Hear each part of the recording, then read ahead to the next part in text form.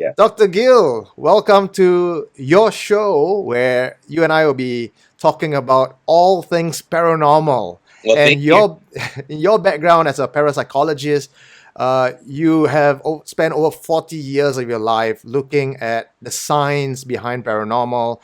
In fact, for the audience who remember you, those who have grown through the SBC era in Singapore and have watched things like Incredible Tales, Mhm. they might recognize your face, if not your voice, Yeah, as the voice of reason to talk about the phenomenon that happened in all these ghost stories and to give sure. a different point of view.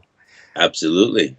And in this episode, we're going to ask you some very difficult questions. We're going to talk about not just about spirits, ghosts. We're going to talk about past life. We're going to talk Right. about the third eye, even up to aliens and sleep paralysis. So all this is not going to be a taboo topic on this new show.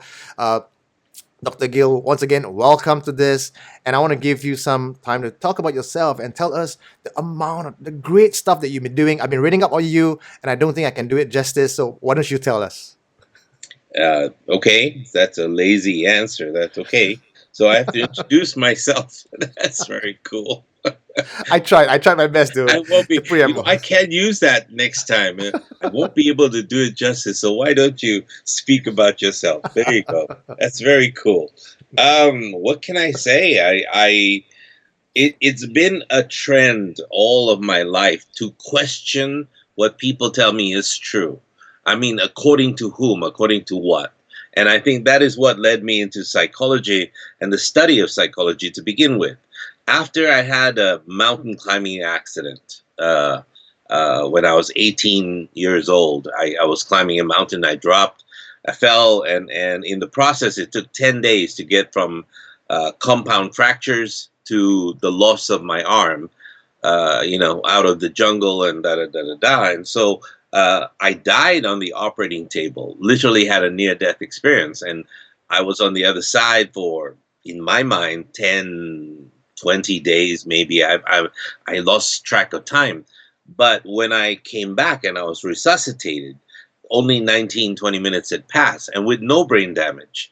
Or maybe there was. That's why I became a psychologist. I'm not sure, but but in doing this near death, uh, trying to reconcile the life I was living from that day on to what I saw and experienced on the other side, I couldn't imagine that what we were going through was real. There had to be some other explanation for everything. So I always sought out what is the real meaning of life. So from that time onwards, I started to study with the Rosicrucians. I needed to understand what their ways of thinking were. What is this secret order that only teaches you about mind power and the abilities of the mind? What is it all about? Then I studied the works of a fellow named J.B. Ryan from Duke University, who turned all of his experiments in parapsychology into quantifiable units that can be looked at, verified, and duplicated in every lab in the world. And so it became clear that things that were not happening because of some observable and anecdotal stories being passed around, but they were actually quantum units that defied explanation. I mean, these were things happening that were outside of the cause of probability. So, in other words, uh, there was such a thing as mind influencing numbers. I don't know if you know this, but they started about 10 years ago distributing hundreds of thousands of these little timers that are no bigger than this phone that we have, and they are about square little boxes, and they are random number generators all throughout the Mm. world. Now, what they wanted to do with this experiment was so simple, elegant, and yet complex in nature that whenever huge events that impact the globe happen, that these number generators will all skew towards even numbers as opposed to odd numbers and what have you. And so the skewing always happened. World Trade Center coming down, 2001, the numbers were skewed on the day that it happened by a factor of 60 to 70%. which means that something is aware of what's going on, and it affects the field that's around the planet and to us to some extent as well. So Rupert Sheldrake, the biologist who won a Nobel nomination for his work, talked about the morphogenetic field, which means that something surrounds the atmosphere, surrounds you. Bruce Lipton talks about this field being part of you, that it's because of the field that you convey information to your DNA. And to the morphogenetic field of Rupert Sheldrake, he suggests that this morphogenetic field connects all of us in an intricate web that we're not aware of, that defines who we are in relation to the whole world around us, and that we can influence them and they can influence us through these fields. We see it as observable effects. We are always happy to be next to a waterfall. We're not happy to be falling off a waterfall. That's a whole different experience altogether. And so everybody can experience everybody's emotions and fears. All you got to do is be calm enough and to allow yourself to sink into a level of meditation where your unconscious mind takes over. So I delved into the fields of alternate consciousness studies. I wanted to be the master of this thing called hypnosis. How does hypnosis work? We know how to use it. We're experts at it now. I train other people to become hypnotists and hypnotherapists, but we're not quite clear about the mechanism. We can't tell you as soon as we do this happens organically in your body. As soon as this happens, your brain scan moves this way, that way, and so on and so forth. Because it seems as if most of the activity is happening outside of your body, outside of your brain. So that's where Deepak Chopra comes in and starts talking about non-local consciousness. Now, if consciousness is non-local, like most psychologists tend to think, then there's a possibility that it can be disembodied consciousness as well. Things that don't have a physical structure like we have. So as we start to explore all this, or I start to explore all this, I begin to realize that everything is linked. Everything is linked, from your mind power, your psychic abilities, your telekinetic abilities, UFOs and trans-dimensional beings, all of this, it's all one and the same. The higher up you go in consciousness, the higher up you have your mind, the less based you are on earthly matters and things like that. Strange things happen to you. You begin to be able to experience synchronicities more than most people. What you think about comes about soon. You're almost like a magician in a way. But then the question becomes, did you see it coming, therefore spoke about it, or did you speak about it and make it happen? So that's a question we can't answer. From the point of view of a man of science, how do we draw the line between insanity or and a supernatural possession? I always tell my clients, friends, I call them friends, I no longer call them clients. I say to them, there's nothing wrong with talking to objects. Really, nothing wrong at all. You can sometimes you turn the key in your car and you say, please, please, please, please, please start. Don't break down on me. Or you say the same thing to your computer. God damn it, don't. And you're talking to it like a real person. The problem arises when the computer and the car talks back to you. And so now you're in a little bit of a quandary. Did that really happen? Or did I imagine it? And the hardest thing for most psychics or people with extrasensory abilities, these are still sensorial, just to let you know. 5 senses, but extended, that's all.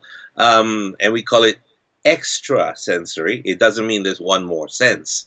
It just means they've extended themselves. The French called the ability to see clair, or the clairvoyance, so to see clearly beyond the spectrum that we have, the narrow spectrum of infrared. You can't see, but they can see. ultraviolet. We stop at red and violet, rainbow, but they can see beyond that. So that's clairaudience. Clairaudience is when you can hear outside of the spectrum. Mm. So it's not that you possess new senses; it's just that your senses have extended and gone beyond. So the difference comes and the difficulty comes for most people who are experiencing this. Either they're taking my remote viewing courses or I'm teaching them to open their quote unquote third eye apparatus. I call it an apparatus because it's more than just the pineal that's working.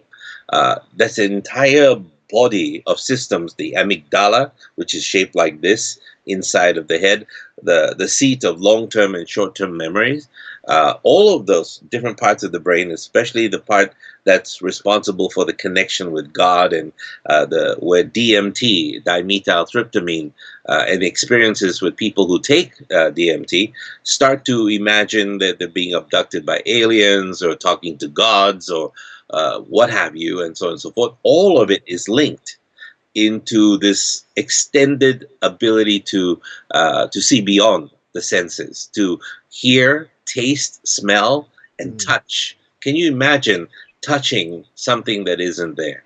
And feeling tactile emotion and feelings coming from it. And that's why people have difficulty with ghost busting and entities that occupy different spaces. I teach people how to do that too, just for fun, to be able to generate something because your mind is very powerful. Your mind is so powerful, it can alter reality just based on what you believe. And so I teach people to tell the difference between fantasy and reality, which is actually the classic generalized definition for schizophrenia. The inability to tell what is real from what is imagined, what is fantasy from what is reality. And so when you start to realize, then with the opened apparatuses that you have for perception, you begin to see things as they really are instead of what you want them to look like or want them to feel like, want them to hear. So you don't start hearing the things you want to hear, which can happen, by the way. And a lot of people go crazy and they end up in Woodbridge Hospital or what do they call it now? IMH? IMH, yes. IMH and all Institute of that. of Mental Health. Institute of Mental Health, which is really the opposite. People go there really for help, but I help a lot of people come out of those places because I can see what is the difference between them listening to something disembodied, which is not real, and me removing it from them and bringing them back with a series of psychodynamic interventions called cognitive behavioral therapy or rational emotive therapy or some other form of therapy that I think will work for them. And that's why you need to have an arsenal before you go into all of this. You need to be trained to understand how the brain operates, and then beyond that, some delving into the mind and what is the definition of mind. Psychology by itself is psycheology, the study of the mind. And all of psychology derived from the foundations of philosophy. And now we're going into neuroscience. From psychology into neuropsychology, and we're beginning to discover that the brain is an essential tuning instrument. Now, this begs a question. Yes, a lot of consciousness is non-local, but since the brain is the tuning instrument, if your microphone doesn't work so well, guess what? You're not going to be able to hear so well. Are you going to be able to gather impressions that you need? And so you can't hear your voice the way it's supposed to sound. Like here, you hear my voice. I'm not using a microphone yet, but you're hearing my voice and it's coming through my computer. And that's the limit of what my voice will sound like. Through this microphone, it's much better. Through a $2,000 Rode microphone, which is in the other room that I don't know how to use, it will sound even better. So the more tuned you are, your mind, your consciousness, your discipline of thought, the better it is for you to pick up these impressions and begin to understand. Although nowadays you watch on TV, you've got 5 or 10 different channels with all of their ghost this and ghost that and ghost nation and so on and so forth. They're using instruments, and yes, they do work. And the instruments will measure heat and cold, which is a real sign already as well. EMF, the electromotive forces around you, or electromagnetic forces around you, and so all of these tell you what is. But Mm. how do you control that? How do you direct it? How do you communicate? And that's where you train people, like what you said, for Yeah, fun, some, to some, some, some, some. because Not all, because I kind of know after speaking to somebody for 5 minutes, I kind of know if they can handle it or not. And then if they can't, and they're sitting in front of me saying, "Teach me this," and they say, sure," and then we'll have fun, we'll play, we'll just do. I'm going to ask you about that later on, right? Because I'm going to Sure, be interested sure, in a lot of things like that. And yeah. uh, continuing on a conversation about the line between fact and fiction and people who are crazy and not, there's also another term that some people call the empaths, where they take on more feelings from the world around them unconsciously, and they carry that burden of emotions with them. So some people may say, "Oh, you're just being oversensitive. You're a crybaby." Does a thing like empath really exist, or are they just really, as what people think, oversensitive? hmm a lot of people are natural empaths. They're born like that. Because and mostly there are two kinds of mental illnesses. Just to let you know, Okay. or two divisions in mental illness. There's organic, which means that it's from birth. It's part of your DNA. It's part of a trauma that happened to you, brain damage or whatever the case might be, or enhancements of any kind. Enhancements, and we'll go into enhancements in a short while. Then there's functional mental illness. Functional Mm. means it's environmental. The environment is the one that caused you to become schizophrenic. Usually, it's mother or father's influence, and so on and so forth. It could be the feelings of guilt generated by religious leaders who confuse you with what is real, what is not real, about Mm. celibacy and what have you, and that if you don't do this, then you are attacked by uh, uh, demons called incubuses and succubuses, male versions and female Yeah. versions that affect you at night. So you find a lot of people struggling with these issues at the same time. Now, what happens and what needs to happen for people is you need to go back to the original stance, which is, why are you interested in this to begin with? You asked about the uh, just now. You asked about to be trained in all of Yeah. this, right? And Yeah. why would you want to be trained in this? Are you just curious, or is there a part of you Mm. that has predisposed because you're an empath?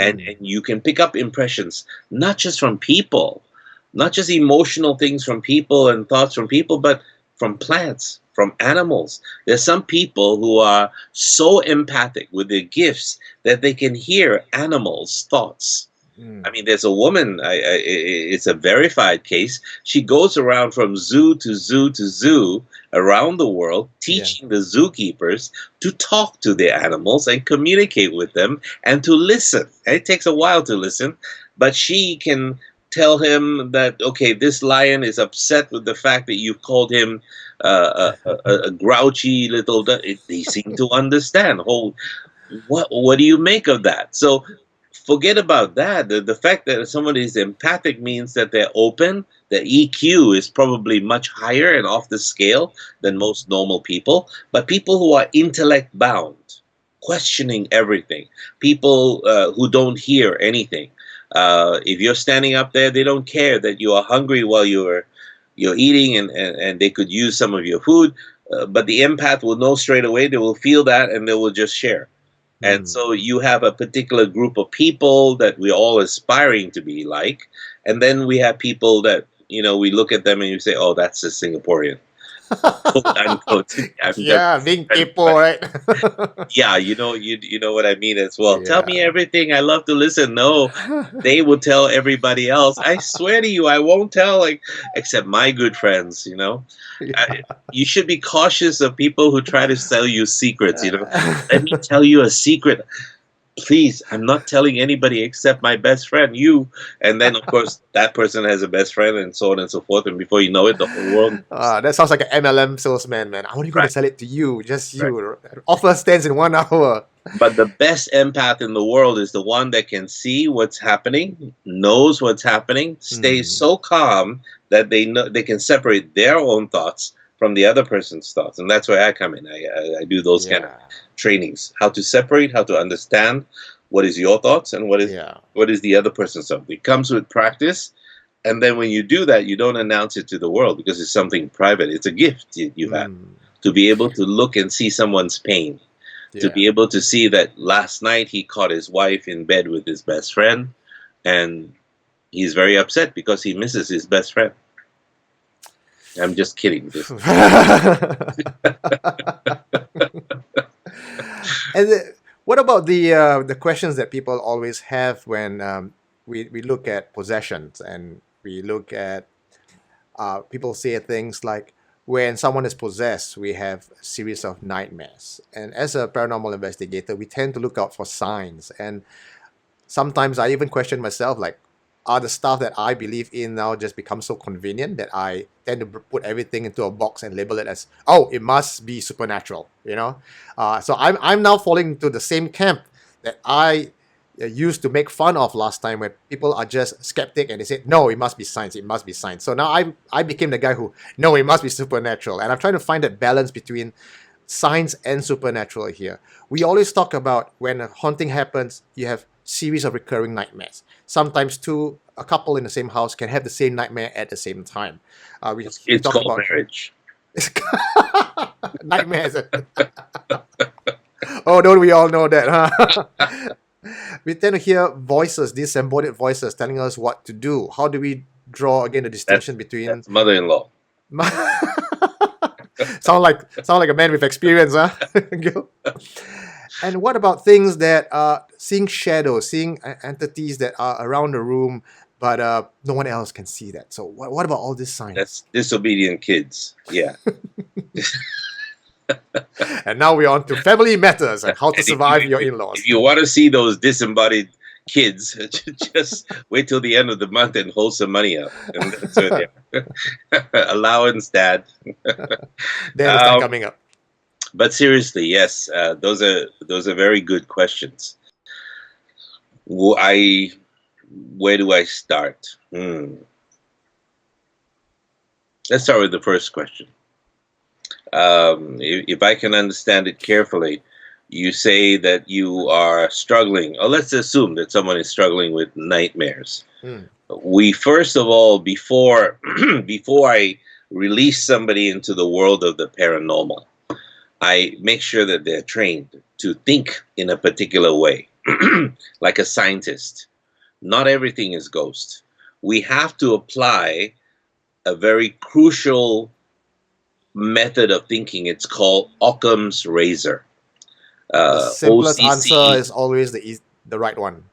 Yes, the simplest answer is always the right answer. And if you cannot explain it through the simplest answer, then the next scientific theory is probably next. And when you've exhausted all of your probable or probabilities, that's when you go to the fantastic, Mm.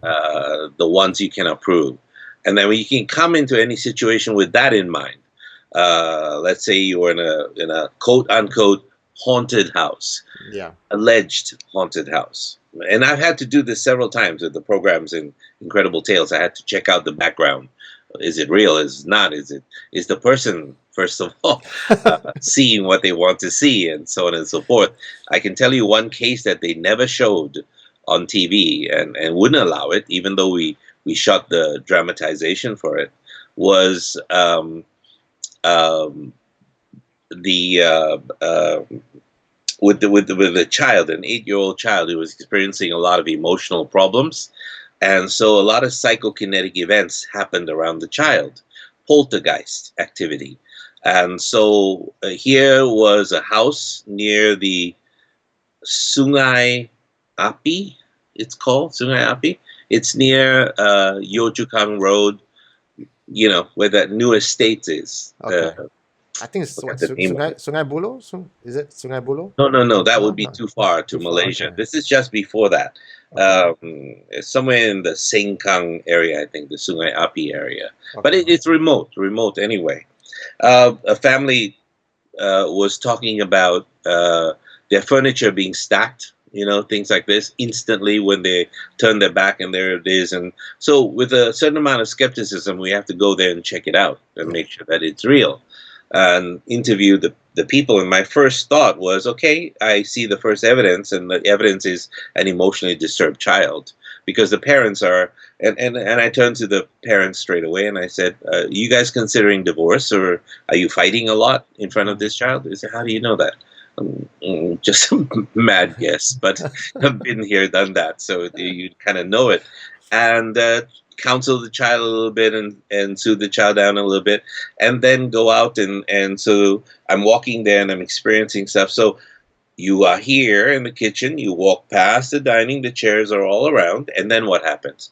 And then I go into, and I hear my son talking to somebody, and I'm not sure who he's talking to. So I walk in the door and I look at him, and and like this, okay, and then you see him, and what do you see? And then the son is sitting there, and da da da. Then I turn around, and then the chairs are all stacked, and I didn't hear anything. Mm. Now, here's the part that makes your hair stand. I said, okay, and then you turn around, and I'm looking, and I'm saying, holy shit. Okay, here we go. The chairs are stacked, not a Right, sound. right in Not, front of you. You were there. we didn't see it. We Wow. walked past it. They were on the ground. We walk past it. We stand in the door, and I'm trying to reenact so that Yeah. we have a real model to reenact or dramatize. Yeah. And here it is. It happened right there in front of me. So it was like, wow, okay, cool. And it's not like we see him floating, and no, no, no. It just happened, and we're not quite sure how it is, and we wish we had trained our cameras and stuff on it.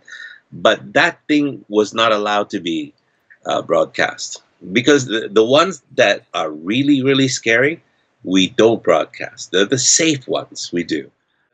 The explanations for the ones that cannot be relegated by Occam's razor to the ordinary, I have to use the language of paranormality, Okay. the language of parapsychologists, if you will. Okay. So When, when, when, in layman, what I would have said is there's science and then there's the woo woo stuff, the yeah, parapsychology bits. Yeah.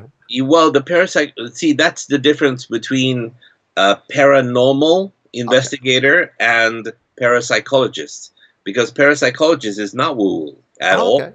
You can actually earn a degree in Duke University Hmm. in parapsychology, in several Russian universities, and I've spent the last 8 years of my life in Europe.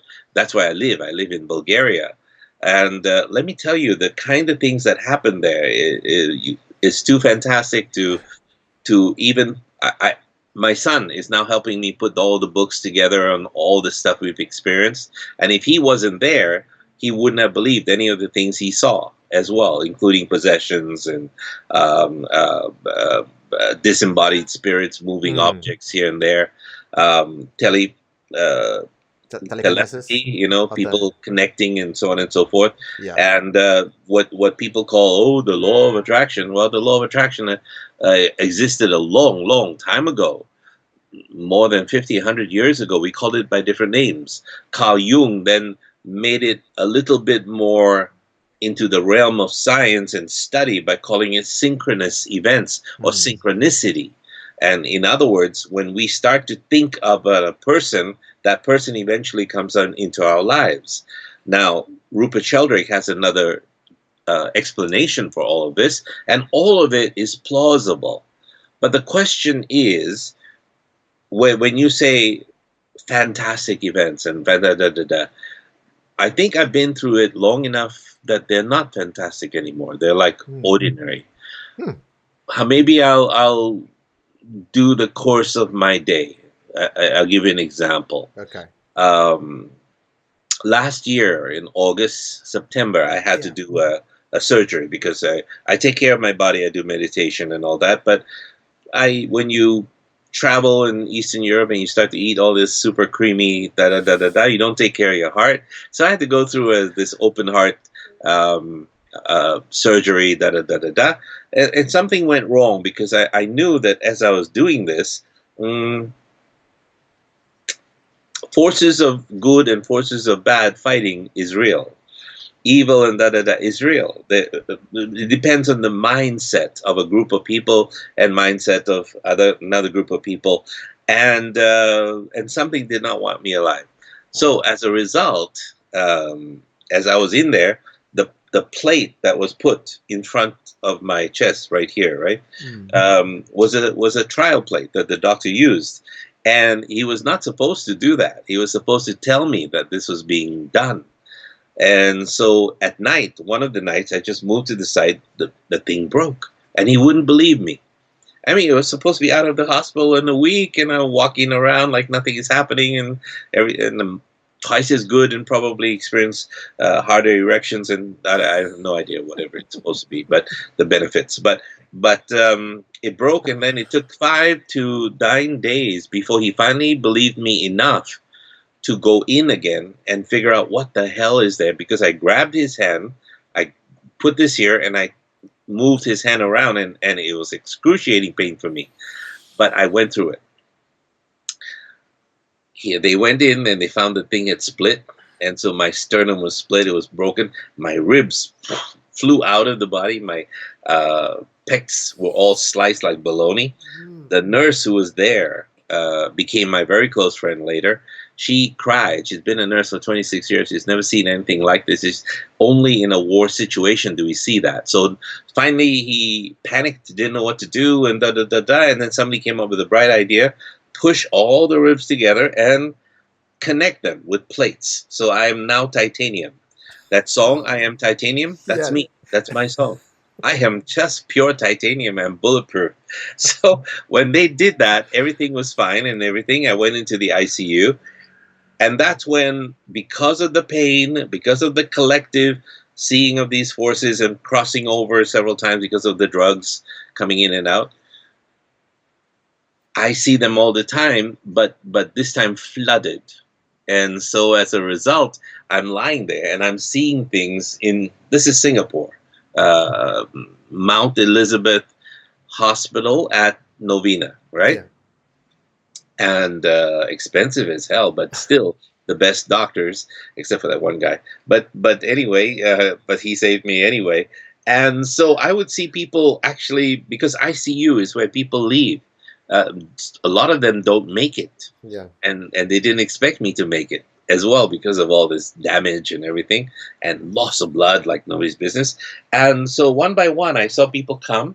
And they'll walk and they'll look normal and real to you and me, and then they'll just wave and they go off into the light. So I would tell the nurses, because I'm there in ICU for 3 days, and the nurses, I would say, somebody just died behind me, right? No, Dr. Gill, I'm just not feeling well. Da, da, da. So I finally made friends with a nurse who told me the truth, a Filipino guy, a really nice guy. And if anybody's ill, I recommend this guy looking after him, after you. And he told me the truth. He said, "How did you know that?" I said, "Because I saw him. Short little guy like this and this and this, dressed up like that, but he was dressed very well. And he just waved and went off." He did just now. When you mentioned it, he just died. I said, "Oh, okay, good." Because there's one more guy over there. His relatives are around him, dead relatives, and they're waiting for him to leave the body as well. Yes, that one.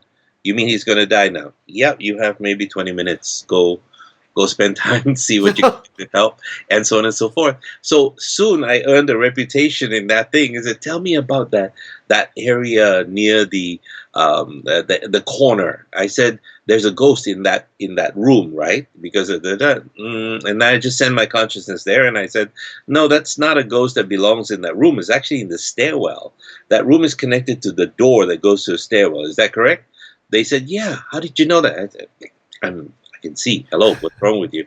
And I said, it wasn't that people who died here. It's just that this whole thing was built on a graveyard. And they come from the graveyard. And they said, "No, nobody knew this. What the hell?"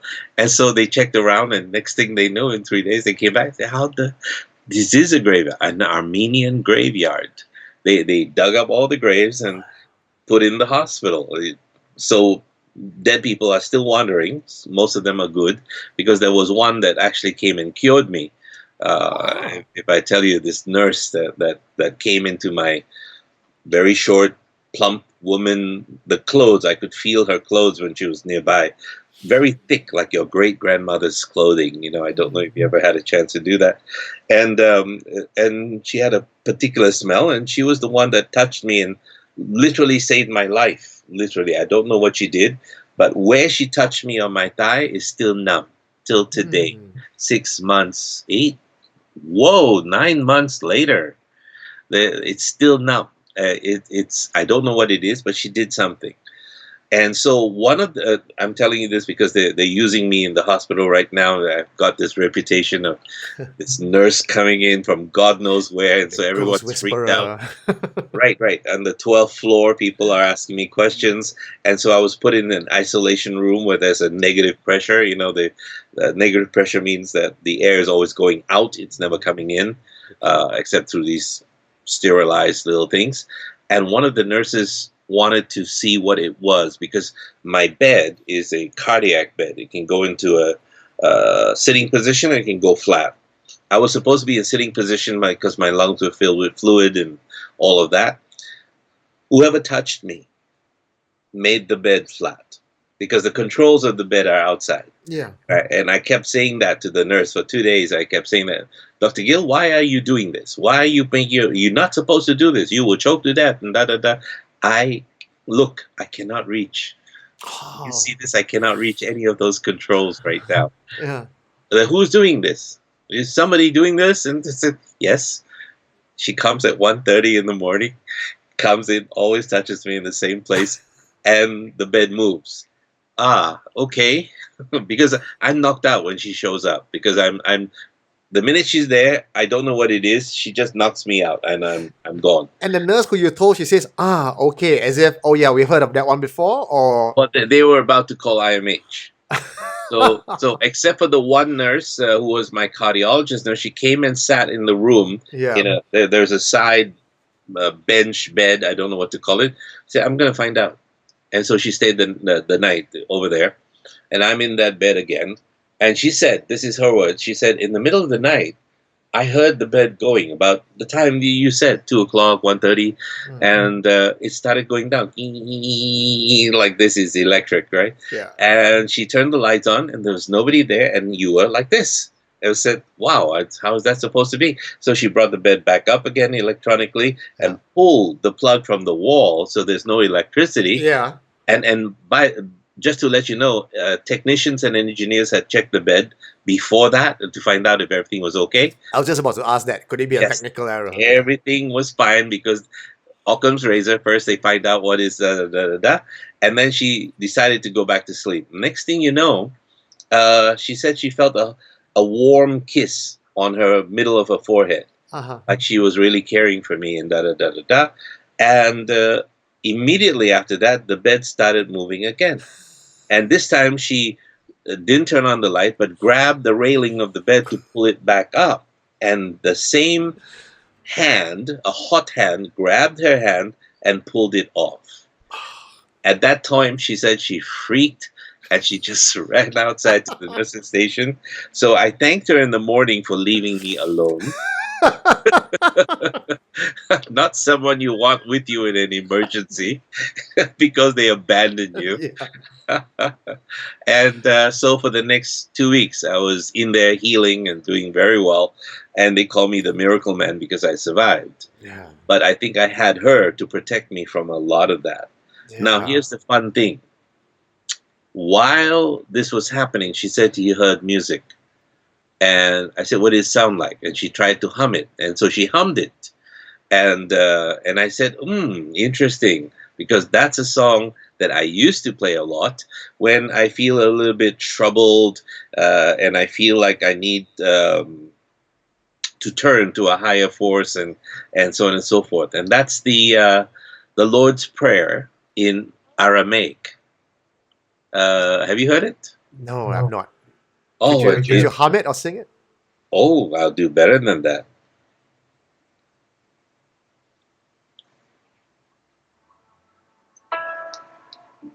She said she heard this in the room, in the corridor, and she went to check whose room, who's playing music. They said this was playing in your room, whoever that entity was that came in. Would you say that this is your guardian angel?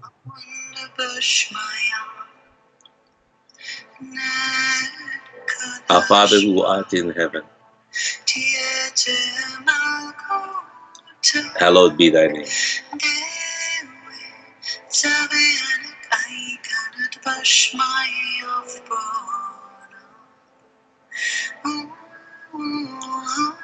So you can imagine, I hear this song in my head all the time in my head. When I'm healing, when I'm helping, when I'm guiding people to make sure that they're all okay. Yeah. And she heard it. She heard it. She said, "This is impossible. My music thing is off." And My this is in Singapore, and such a prayer in Aramaic is not something that's common. Not common, no. Yeah. But she heard it. For me, it's common. Yeah. Because I'm learning as much Aramaic as I can, just for fun. Because I think a lot of the documents that we need to study, the reality of what is real, what actually took place there, is in Aramaic mostly. And could this? I'm thinking, right? If someone tells me this story, my first thought would be guardian angel. And you did mention that when you were younger, you had a near-death encounter. Was that the time where it triggered all your gift, your senses, your ability to see things, and possibly even back then, the guardian angel might have been around to really pull you back from the light? Is that the language of the parapsychologist, or am I going into paranormal territory here? My guardian angel looks like this. What the hell? We experience phenomena, but we see it in the way in which we perceive it, not as it is. Sometimes if you see it as it is, it's too fantastic for our minds to make sense of it. Yeah. If you want to use the Christian analogy, go back to the Old Testament and all of that.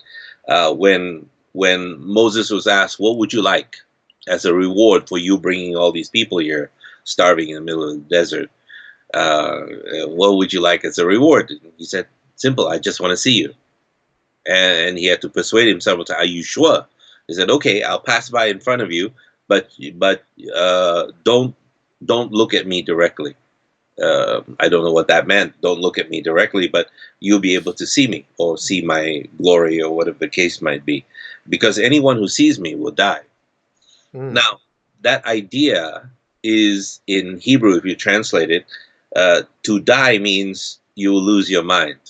You won't be able to imagine. You are a three-dimensional being living on this earth. Are there two-dimensional beings? Yes, they live on a flat surface, maybe. And so that has, the flat surface has two dimensions, right or left, But you in three dimensions have up and down. So if you put your finger on a flat piece of paper, they suddenly see you. And they say, "What? How did you do that? You're magical." And then you come up again and you have a dimension of height, but they have no concept of that. So in a fourth dimensional world, there is the concept of time. And the time that we experience right now is an illusion. It's illusion because it goes progressively from quote-unquote past to quote-unquote present to quote-unquote future. But if you're in fourth dimensional space, then you are talking about a time that is neither past nor present nor future. It is now. It is just now. And to be able to conceptualize this, to be able to conceive of that, makes your brain hurt a little bit. You think of a dot, right? And then the dot is what? Is representative of a one-dimensional universe, which is a square. So then In a two-dimensional universe, the square becomes like the squares we learn in arithmetic Yeah. and mathematics. In a three-dimensional world, the square becomes a cube. In a fourth-dimensional world, the we call it, for conceptualization purposes, a tesseract. Mm. And so when you understand a tesseract, it is a square, but it's seen from multiple different perceptions and places and ways that appears like a jagged, nonsensical object, but it's not. It is a square. Mm. Now, what about fourth dimensional, fifth dimensional, sixth and seventh and eighth? Now, there are beings that exist that we don't know about, that exist in a little bit out of phase. We see color. Mm. uh, Not, we don't see the leaf as color. We just see the light that's bouncing off the leaf and giving us the impression of color, Mm. green or red, and so on and so forth. I see you, I see your face, but you are not you. Without all of this color and electromagnetic spectrum, what if I cannot see between red and violet? What if I can only see you outside of that? So we have devices that do this. It's called infrared scopes. Mm. And now you can see beyond the red spectrum. Now we have ultraviolet scopes that can see things that cannot be explained sometimes. What are the shadows that are appearing in the background? We have no clue. And so a lot of these current devices are now being tuned to realize that, wait a minute, we can actually see realities that are out of phase with our reality. Is Now, this where the belief in the holographic universe came about because of yes, yes, frequency of light? that's roughly what they're talking about as well. Mm. That all of this is a hologram, but because we are holograms, it appears real and feels real, and so on and so forth. The problem with us is that when we start to take a look at our sense of reality, let me draw something here a little bit on this piece of paper. Mm. And we think that we've been learning something in school that has to do with atomic physics and the substance of all matter.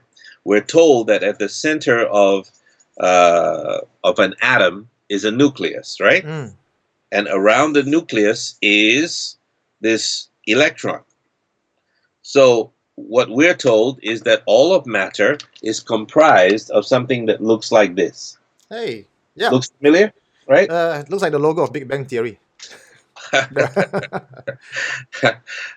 There's a theory about that as well. There were multiple bangs. It's called the gangbang theory, but different story. But Different story, different show, and different channel. so the only difference between this diagram Yeah. and reality and quantum physics tells us is that if you imagine the center, the neutron center, right? The atomic nucleus Yeah. is the size of your phone. Now, by comparison, the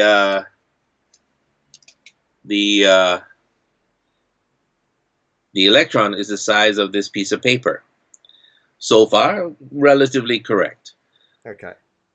The problem is that the distance that the electron goes around this phone stretches to Kuala Lumpur and back down to Jakarta Mm. and around Singapore 86,000 times per second. Wow. 86,000 times per second. Well, wait a minute. So it's not a particle, it's an electron cloud.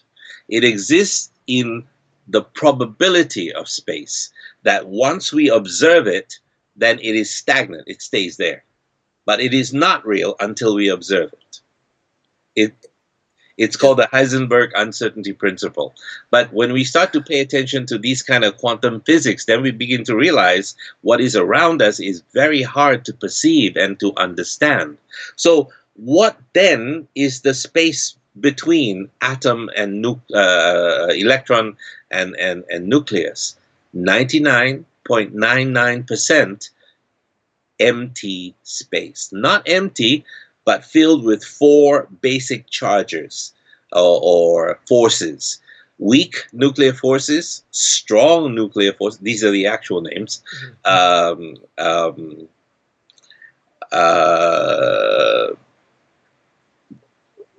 what was it called? Electromagnetic. Yeah, electricity and magnetism. So these are the forces that are causing charge inside of this. Then the positive and the negative repel, and the positive and the weak and they work in a comparison, and they work in a pattern. And so these patterns are called crystal lattices. Mm. And so that's why certain crystallized water has certain properties. Non-crystallized water doesn't have these properties. Same with the quartz crystals and what have you. So we're only beginning. IBM now has 97 patents on crystal technology. Because I crystal mean, has memory, right? They're using that for the memory qualities. yes, and Ah. they are storing information in 3D space. Mm. That's crazy. Before it used to be flat etches that we would put on all of that. In fact, if you want to study, I'm actually writing a book on the real technology of these crystals that the hippies wear around themselves. And Yeah. if I wear a crystal, it will do this and that. Yes and no. It's like wearing a CD or a mouse around you. It does something, but nobody taught you how to do it yet. Just Yeah. crazy. Would this also kind of explain why people who don't believe in ghosts, who don't look for ghosts or don't think about ghosts, rarely see anything, rarely experience anything supernatural because they don't believe in it in the first place? And Mm. for those of the other camp who keep saying that no, ghosts are real, they talk about ghosts all the time, they read ghost storybook, they watch horror movies, and then they start to experience all this supernatural. Is it because on one side, the way to explain it will be when you start to think, you're giving it energy and you are making it materialize, manifestation. Is there a theory to that? Do you see all this stuff behind me? Yeah, books, shelves. Really? Shall I turn on the overheads, or you're okay? You can kind of see Yeah, it. yeah. Uh, do you Can you point out maybe about several things that are blue? Just look at all the things that are blue in there. I see a couple of blue books. Yeah, I can see the spine of another Okay. blue book. Okay. Yeah, All right. All right. You got it all now. yeah. Okay. Close your eyes. Name two things that are red. The Superman logo, the S sign, Uh huh. and your shirt. Very good. Very good. Most people don't have any of that. And when they start to pay attention to only the blue, they don't pay attention to the reds. And so as a result, when you pay attention only to the what you can see, what is in front of you, what is physical, I will not believe it until I touch it. I will not believe it until I see it. I will, Yeah, so on and so forth. I hear it for myself, and then I'll be able to do that. Whatever you focus on, that is your reality. You'll be walking with a friend along a road, and both of you are looking down, looking up. You're both having fun, but the other friend, the one picks up a piece of paper and says, "Oh wow, look at this, a $50 note." And you saw it, you just passed it. Why didn't you see it? Because you weren't looking, and he was. mm. So it depends on what you're focused on. And so if you want to be able to see beyond, then you practice doing that. And so a person who's not and doesn't want to see, this possible. Do you see that guy starving? He could use our money. No, I don't see him. No. Mm, Yeah, I mm. don't want to be involved. Don't get me involved. So nobody wants to pay attention. No one wants to take responsibility, because to tell them that there's something that existing beyond what they know and what they believe, their current view of the situation, their Yeah. paradigm. Why do you want to break paradigms? This is their comfort zone. So Reality. your reality is the extent of your consciousness. That's it. That's your reality, and you Yeah, live and die by that ball of consciousness that you are in. yeah, Right. your paradigm. Your paradigm. Well, thank you so much, Doc, for today's session. I really look forward for the next one, and we'll try to do at least one full season of 12 episodes. And I hope to be able to get some of your advice, some real life tips on how to practice certain things. Like you mentioned in today's topic, you were able to protect yourself. I think that's something if you could share with us next time on how Sure, people could sure, protect absolutely. themselves. Be Uh, my I pleasure. I don't want to see ghosts. I am scared. I'm chicken shit when it comes to that. People think, oh, you're paranormal investigator, you're not scared. No, I'm scared. Maybe I'm able to reason out a little bit more, and therefore, in certain situations, I don't freak out as a normal So person would. why are you doing it? I would You're share this scared. I story mean, with you. Yeah, I yeah. would share this story with you. It's very personal to me, and I even wrote a book out of it. I didn't want to. I didn't want to deal with the ghosts. I was happy just watching the movies, reading the books. But when you put in a situation where it's a matter of life and death, and there's only two ways to go about it, fight or flight.